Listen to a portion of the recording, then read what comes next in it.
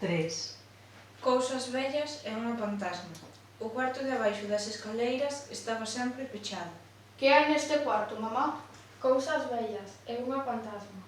Os nenos decidiron nese mesmo momento abrir a porta do cuarto de abaixo das escaleiras, en canto a súa nai se descoidase. Pero a nai estaba sempre alerta e gardaba a chave desa porta nalgún lugar secreto e iso facía que as ganas dos nenos fosen incontrolables. Mamá mañá ten que saír pola tarde.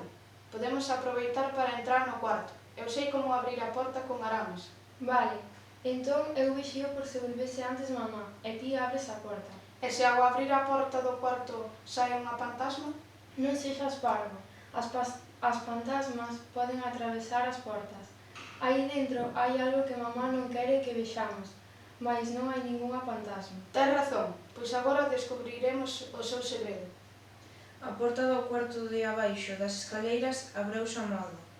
O irmán maior avanzou uns pasos e meteuse polo oco da porta e foi entrando agachado para non bater a cabeza contra as escaleiras.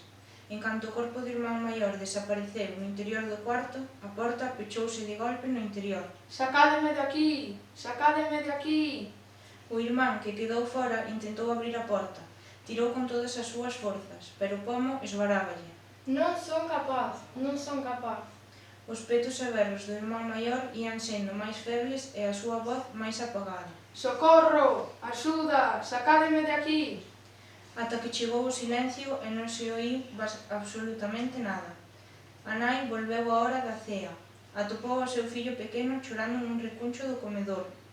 Entre saloucos, díxolle a nai: O fantasma do cuarto de abaixo das escaleiras tragou a meu irmán e non fun de quen axudalo.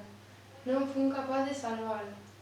A nai foi á cociña, remexeu nun dos caixóns e volveu cunha chave pequena de prata. Pechou a porta con 3 voltas e dixo: Nese cuarto non se entra.